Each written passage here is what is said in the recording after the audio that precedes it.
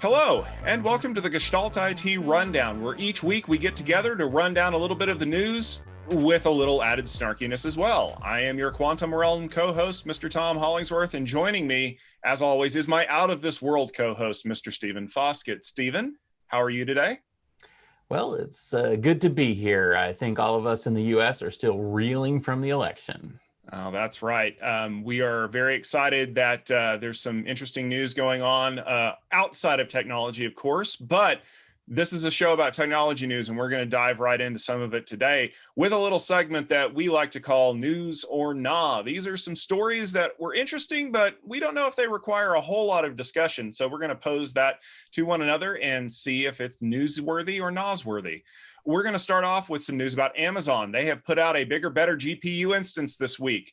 The offering is being powered by Intel's Cascade Lake processors and 8 of NVIDIA's A100 Tensor Core GPUs. Amazon is claiming that this is a 2.5 times performance increase for deep learning workloads, and that should result in 60% less cost to train a new algorithm when you factor in all the performance and everything like that. Now, don't think that that's going to help you get away cheap, because these instances, there's only one available right now, are being priced at $32 per hour. If you want to reduce that price, Amazon will be happy to sell you a yearly subscription to get it down to $20 per hour over the year. Now, Stephen, we've talked a lot over the course of the last few months about how cloud companies are ramping up GPUs in order to work on things like these deep learning AI workloads. And since you're our resident AI expert, do you think that this is newsworthy? Well, I'm not sure that the particulars of Amazon's new offering are newsworthy. Frankly, this is a lot of more, better, things are faster, that kind of thing. What is, I think, worth mentioning first is that Amazon has been in this business for 10 years, if you can believe it. That's how long it's been since they launched the original GPU instance. And that's really phenomenal. Now, of course, that original GPU instance was more for VDI workloads or something like that. But, you know, this is not a new thing for Amazon. The other thing I think that's noteworthy here is, frankly, just the fact that these things are incredibly powerful. And the way that they're going to be used, I think, is as an offload for the training aspect of machine learning. This is not something I think that a company is going to need constantly. And that actually makes me scratch my head a little bit over the pricing, because you mentioned the 1-year pricing. There's also a 3-year reserved instance pricing. Frankly, if you're the kind of company that's going to buy this thing for 3 years, maybe you're doing it wrong. So I'm not going to say that this is news. I'm going to say that this just shows how much advancement we've had in deep learning over the past few years. I think you're probably spot on, and I would agree. If you're reserving a 3-year instance on Amazon, you're making Jeff Bezos a very happy man, but your accountant probably doesn't like you very much. Yeah, absolutely. Also, if this is your thing, maybe tune in for AI Field Day, which is coming up on November 18 through 20, where we've got a lot more information about the world of AI in the enterprise. Hey, Tom, the Maze ransomware crew has decided to call it a day. The group gained notoriety working for other malware creators, more like a business partner, like Moriarty on Sherlock. They issued a statement on their website saying that they were terminating operations after being founded just over a year ago. Researchers have a couple of different theories for the message, ranging from law enforcement closing in to, frankly, just moving to a new handle and starting over again. Is the news that the Maze ransomware crew is closing down, is that a thing? So I don't think it's necessarily news that Maze is the one that's closing down, because they did make a splash at this whole, we're going to work with malware creators as opposed to trying to work against them.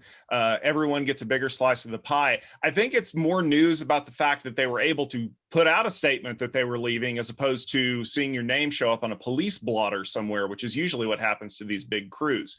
I do agree with the ransomware researchers. I believe it was one of the ones from Sophos that said that they're probably just going to end up closing down their operations through Maze and probably move on, maybe split into 2 crews and start up again, simply because once you've got that sweet ransomware money, it's very difficult for you to stop that little faucet. Also, they're keeping their support line open for the next month. So if anyone got infected with their Maze ransomware, anytime in the last week, you don't have to worry about things getting shut down. You can still pay your money and probably still not get your data back, but you can at least tell your boss you tried. Speaking of sweet little faucets, I'd like to point out that you said faucet, not faucet, because I'm not sweet. Well, you're also not a ransomware operator, so we do have that, thank goodness. Stephen, if you thought you hated waiting for your favorite website to load, think about how NASA feels. This week, NASA was finally able to reestablish communications with my favorite space probe, Voyager 2, after 8 months of silence. The reason why is because there is only one satellite dish left on the planet that's capable of communicating with Voyager 2. It happens to be in Australia, and they've been doing hardware maintenance on that sucker for the last 8 months since before COVID. They got it back online, and they were able to send out a command 11.6 billion miles to the 43-year-old Voyager space probe. It took 34 hours round trip for Voyager to accept the command, execute, and return a hello. This is a huge win for me personally, because Voyager is as old as I am, and I love seeing the fact that NASA really can build things that can last a lifetime and still continue to talk to them. Stephen, given the challenges of how hard it is to do networking on Earth, is it news that we can still talk to something that is currently 19 light hours from our planet? Yeah, I'd like to give mad props to the engineers who designed that thing. My goodness. Wow. Yeah, it's awesome. And the more I read about Voyager and the more I read about the NASA programs where they're communicating with it, not just this, but also, the thruster stuff and it is phenomenally cool. But to me, the news here really is buried. And that is this whole idea that, NASA's got really old stuff out there that needs to be upgraded. I mean, I'm following the news. I don't know if you watched the situation in Arecibo with that telescope being down because a cable snapped. Also, we're hearing that the space station is reaching the end of its usable lifetime. I mean, those of us of a certain age who grew up with space exploration, I think we think that this is high tech, but this stuff is getting pretty old. I'd say that the news is, frankly, that NASA had to upgrade this stuff. And honestly, I'm glad they did. Yeah, Voyager has exceeded its mission parameters for lifetime. I mean, we never expected it to last as long as it did, and we're within 10 years of the RTGs running out of power, which effectively makes it a dead probe at that point. The fact that NASA's been able to do this as long as they have has been amazing. Also, realize that the original Voyager mission team is still attached to that mission. This has literally been their only job their entire working careers. So hats off to you folks. And if you want to learn a little bit more about the design of the Voyager space probes and why it's so crazy and impressive that they're able to do the things that they did, go to Netflix and check out a documentary called The Furthest. It has a lot of great detail on how these things were built back in 1974 and 1975.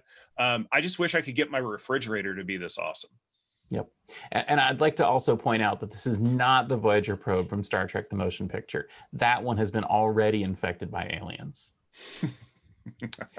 So speaking of high tech, Tom, Honeywell announced this week that they've produced a next generation quantum computer. The System Model H1 is a 10-qubit computer that has a new trapped ion technology and is capable to be upgraded throughout its lifetime. This computer is accessible through the cloud with an API and a subscription to the service. Tom, you recently posted a conversation about quantum computing, so I know you're interested in the subject. Is Honeywell's new system news or not? First of all, I think it's crazy that a thermostat and HVAC manufacturer somehow built one of the best quantum computers in the world. Although when you think about how cold these things have to be to operate, it's not surprising. We have to cool the qubit superconducting material to within a few millionths of a degree of absolute zero. So you should totally check out Honeywell for your next cooling system, because it seems that they know what they're doing. 10 qubits is pretty impressive, and according to the press release, those 10 qubits are fully meshed together. If you check out my conversation video, which we will link above, it has a lot of great data on that. One of the things that we're starting to run into problems with is the more qubits we add to a system, the more noise that we create, which makes it much more difficult to pull out the kind of useful data that we're looking for. And one of the ways that we can increase the precision of a quantum computing system is by adding more qubits for error correction. So I'm wondering if that's what Honeywell is trying to do, especially because they've made it completely upgradable, which means hopefully in the future they'll be able to add more qubits. Remember that the magic number to do things like cracking encryption with Shor's algorithm is somewhere in the neighborhood of around 48 to 50 qubits.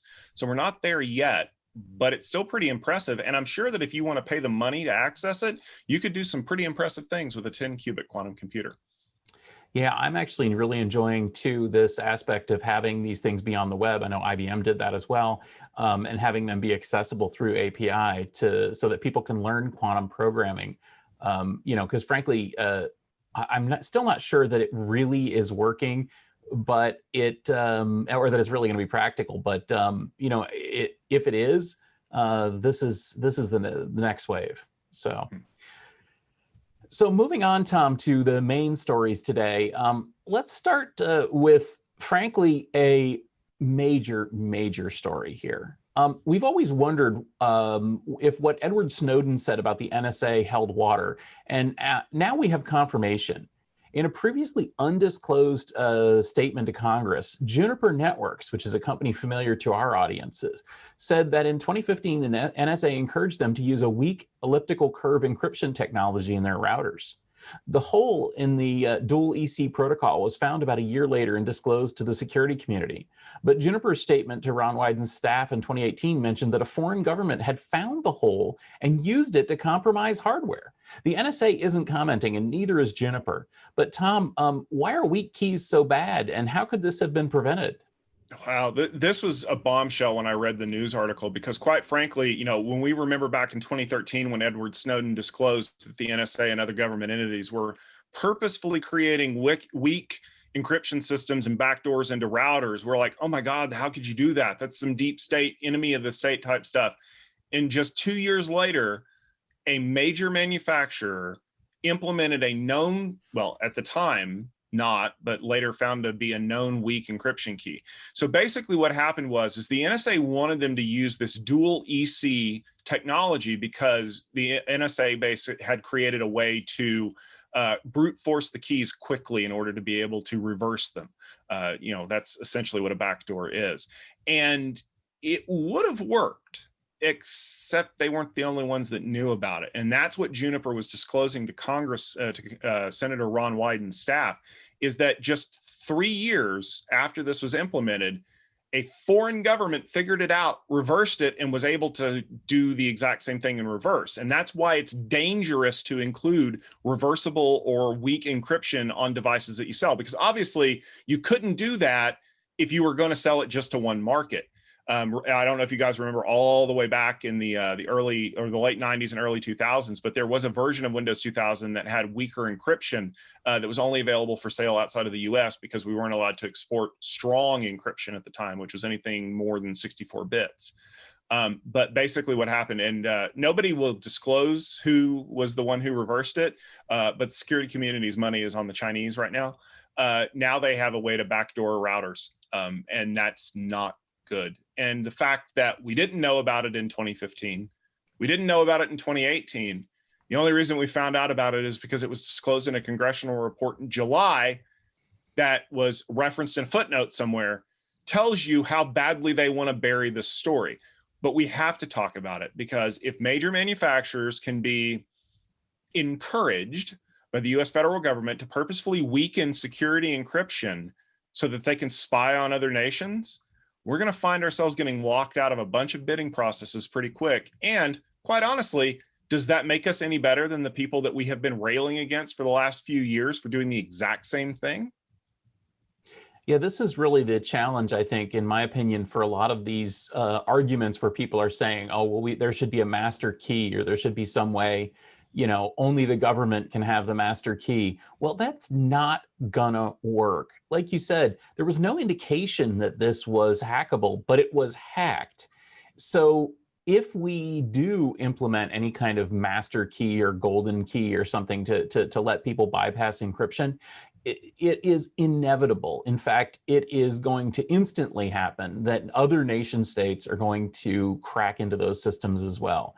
We simply cannot have a backdoor into encryption, not for the NSA, not for legit law enforcement. And I'm absolutely on the train that says we just need strong, powerful encryption. Yeah. The safest lock is the one that has no keys. And I will back that statement until my dying day. Stephen, on a happier note, NetApp is making storage easier by getting rid of storage. The industry stalwart announced some updates to their ONTAP platform that make the lives of application developers a little bit easier. They're calling it the Spot, and it's a suite of services that takes input from developers and automatically provisions and right sizes container clusters for proper storage performance. The Spot is being positioned very similarly to the existing serverless technology that you've no doubt heard about that is being used in the cloud, where developers pay for what their applications use instead of buying bigger resource pools and then allocating out of those. Stephen, is NetApp really trying to revolutionize storage here by essentially getting rid of it? Well, yeah, I think it's important to face the key fact here that just like serverless doesn't get away from servers, storageless doesn't get away from storage. That's not at all what NetApp is trying to say here. And I know that you know that, Tom, but I think that that might not be obvious to people. And judging by the fun that people have had criticizing serverless for years now, ever since the concept was announced, I think that people are going to criticize this one as well. Essentially what they've done here is they've created sort of the next generation cloud storage solution that is available as a service in Azure. And frankly, Spot is interesting because it also has a compute aspect as well. So essentially, they've created a full serverless plus storageless, as a service offering. And honestly, that's great. I like it. I like it a lot.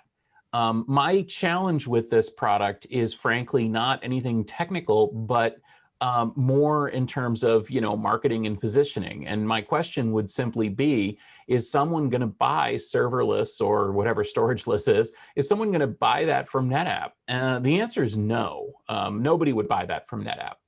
That's why it's interesting too that they're selling this thing in Azure. And I think that has been a real success story for NetApp. Those of you who don't know, there's already a drop-down box in Azure where you select NFS as a file services platform for your enterprise applications in Azure, and you're actually buying NetApp as a service, whether you know it or not. This, I think, is the ultimate goal for this.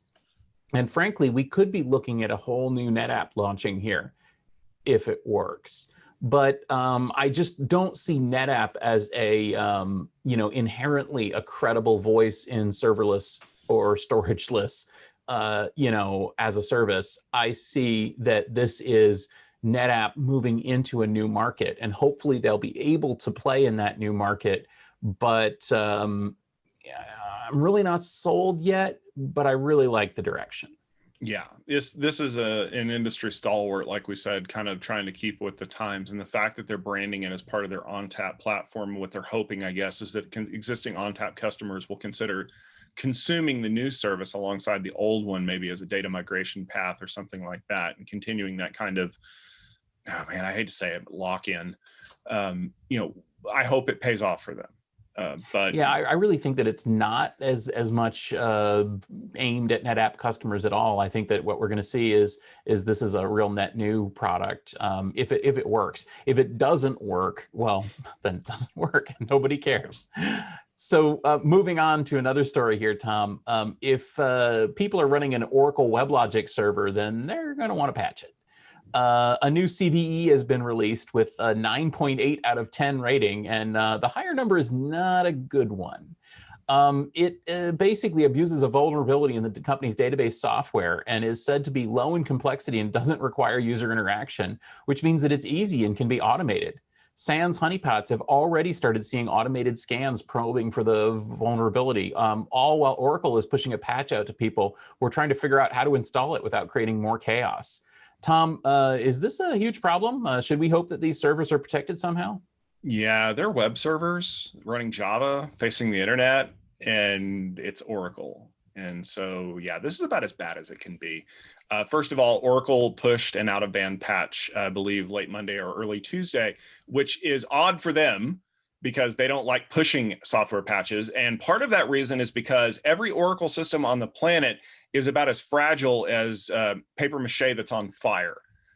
They fall apart at the drop of a hat, and nobody likes patching Oracle. That's like a full-time job just to keep it from the bottom falling out from underneath you. But when you've got a 9.8 out of 10, that's a get this patched or you lose your job kind of thing. So there are a lot of people who are kind of, they've got a very uncomfortable choice. The meme of the guy sweating as he's with the two buttons, patch it or break it kind of thing. I don't envy anybody who's probably going to be pulling a few all-nighters this week to get these systems up and moving. Now, Larry, if you're listening, I know you're a huge fan of the show and we appreciate your patronage. Can I give you a little word of advice? If you want to sell more Oracle Cloud, you need to have something like this implemented on your platform that's automatically patched as soon as your vulnerabilities are found and it doesn't break the underlying infrastructure. If you could do that tomorrow, you would easily be close to taking over Google Cloud for third place. I'm just saying this is a gold mine. So Uncle Larry, take my advice. You could be a contender. All right, Stephen, are you ready to talk a little bit more about space networking? I am ready to talk a little bit more about space networking. Awesome. Last week, Elon Musk's newest venture, Starlink, announced a beta program to test their space broadband offering. Opening the program up for people to sign up is kind of their next phase now that they're able to actually get it out into the wild and see how well it works. You want to hop on board this space train? Awesome. We're going to need to see your wallet, though, because you're going to have to pony up $499 for the base station equipment in order to be able to receive the Starlink signal. You're going to have to sign up for the service, which is about $99 a month. And a lot of you are probably out there screeching to a halt because it's unproven. First of all, you do get to have internet access if you can see the sky. That's a huge win for a lot of people who are in the country. You get download speeds, which are somewhere in the neighborhood of 50 to 100 megabits per second, which is definitely not gigablast fast, but again, country, sky. The latency is around 20 to 40 milliseconds, which you're not going to be fragging noobs in Call of Duty with that, but you can probably surf the web pretty easily. The other thing you have to be aware of, though, is that Starlink still isn't 100% reliable right now because they don't have enough satellites in orbit. So there are possibilities that during the beta program, you may not have any kind of internet connectivity for a few hours while the satellite network is being rearranged. They are working feverishly, though, to get as many satellites in orbit as they can to help make this thing a little bit more robust. Stephen, is Elon Musk about to change the way that we look at rural broadband with this whole Starlink project? Well, yeah, I mean, there's just so much going on here. I think that, it's just a really cool offering. Full disclosure, I signed up as a potential beta customer. They didn't accept me.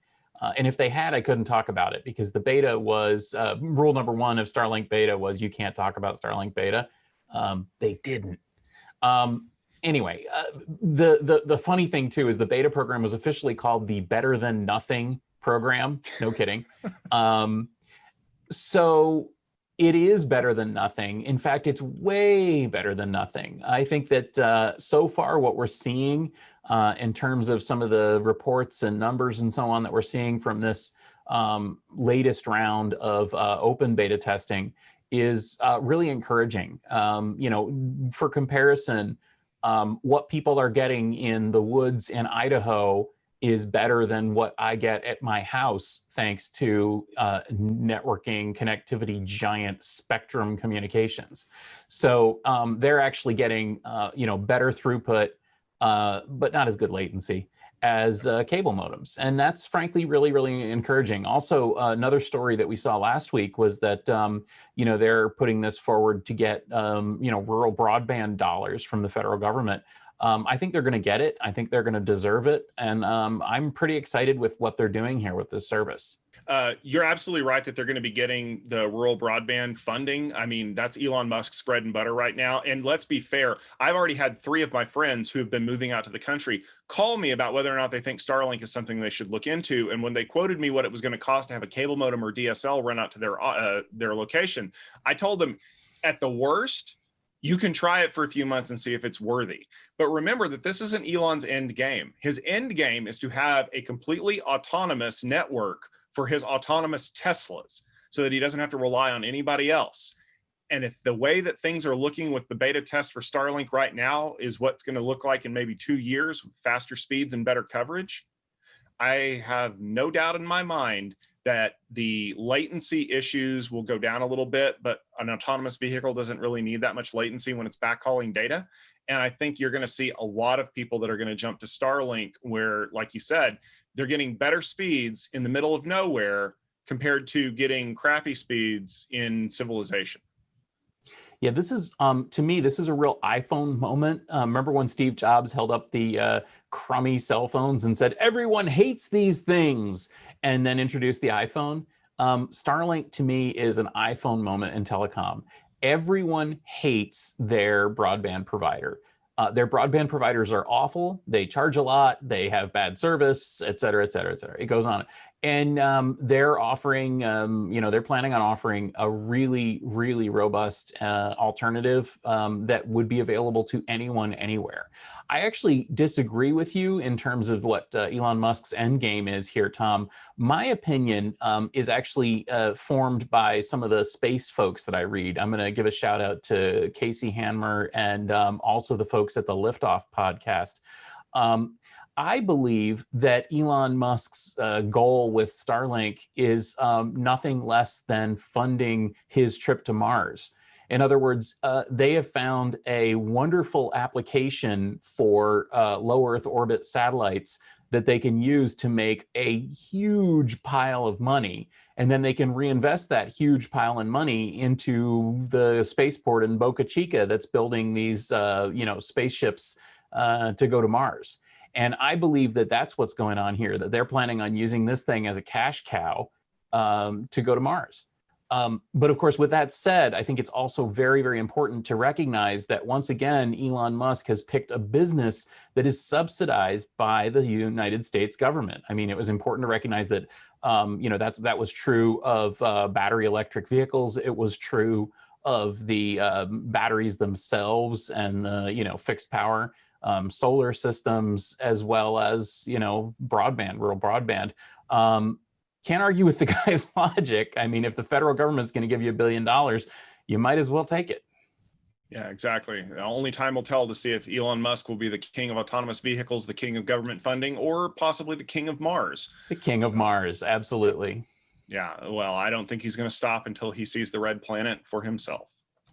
All right, well, that should just about do it for this episode of the Gestalt IT Rundown. We want to thank each and every one of you for joining us this week.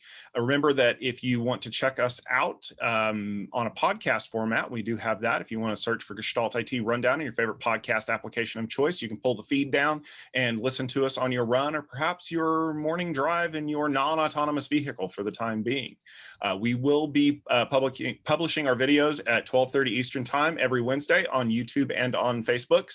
So if you're on YouTube, subscribe to our channel. If you're on Facebook, leave us a thumbs up and a like. We really appreciate those. We also would love to see any ideas that you have for stories. If you want to do that, make sure you tweet at Gestalt IT. We're always happy to see some interesting things coming out of the corners of the internet that we don't always get to. But we will be back next week with more great news coverage. In the interim, if you want to check out some of the stuff that we've been working on, Stephen, where's the best place to check that out?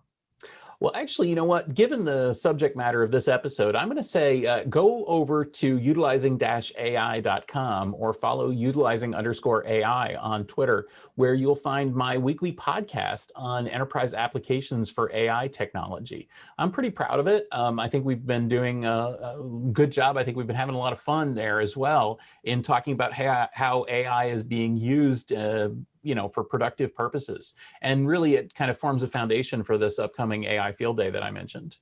Yes, absolutely. And, if you want to check out some of the stuff that I've been covering, please make sure you head over to gestaltit.com, search for Tom Hollingsworth. A lot of my stories will be popping up. And don't forget that Stephen and I have day jobs at Tech Field Day. And this week is Cloud Field Day 9. That will be going on Wednesday, Thursday, and Friday. So if you want to tune in at techfieldday.com, there'll be a live streaming video of all the presentations there. And as Stephen mentioned, don't forget that AI Field Day 1 is coming up in just a couple of weeks. So you're going to want to make sure that you're tuned in and ready to go on that. There's a lot of great presentations there, and you're not not going to want to miss it. But for now, for myself and for Stephen, thank you very much for tuning in to the Gestalt IT Rundown, and we hope that each and every one of you has a super sparkly day.